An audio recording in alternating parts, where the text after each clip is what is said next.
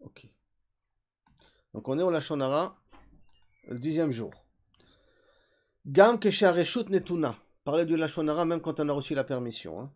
Asur ledaber begnuto shel adam afilu kshebarur sheoto adam eno makpid al kach. Même si je sais que la personne, tu peux parler de moi ce que tu veux, ça me dérange pas. Ok, tu peux, ça, je me sens pas, ça me vexe pas, et j'ai peur de rien.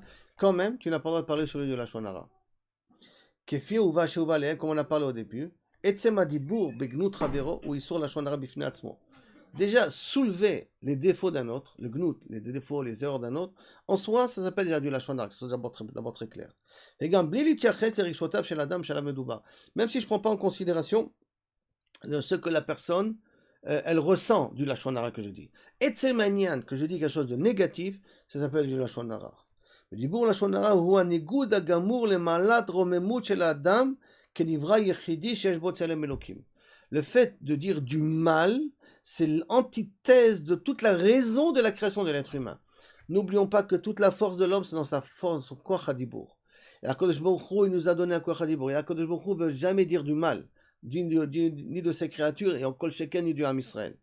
Et que par conséquent, HaKadosh Baruch Hu, il veut que de cette bouche-là ne sortent que des choses positives, pas des choses négatives. Alors c'est à ce moment-là le fait rien que de dire du mal, même si ça n'a pas d'effet, ça n'a pas de répercussion, c'est problématique dans la définition de qu'est-ce que c'est l'être humain. נקודה זו תקפה ואינה ניתנת לשינוי על ידי עבודה שהאדם קיבל רשות לדבר דבר גנאי. Ça ne change pas le fait que la personne m'a demandé la permission de dire du mal de lui.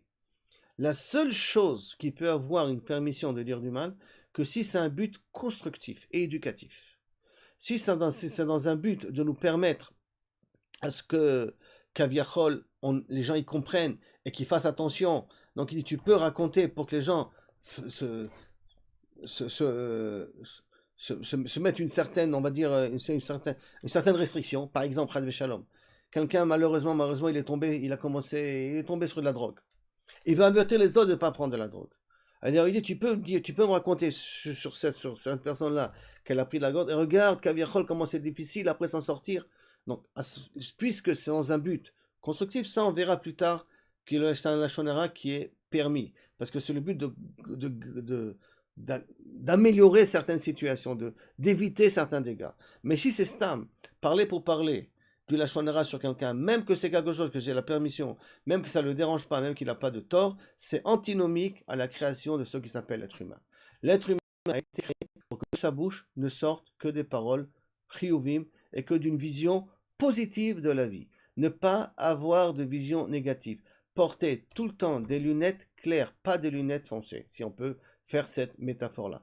Pas voir la vie en noir. Tout le temps essayer de voir les choses en bien. Et quand il y a du noir, ne pas en parler. Ne pas le transmettre, c'est pas la fonction de l'homme. Et quand il le fait, malheureusement, il détruit le Tselem Elohim qu'Akadosh Baruch Hu il a mis en nous. Parce que comme Akadosh Baruch Hu dit jamais du mal du Ham Israël, jamais du mal du Ham Israël, il veut que nous aussi, on dit jamais du mal, pour ça qu'il nous a créés, et pour ça qu'il a créé l'être humain.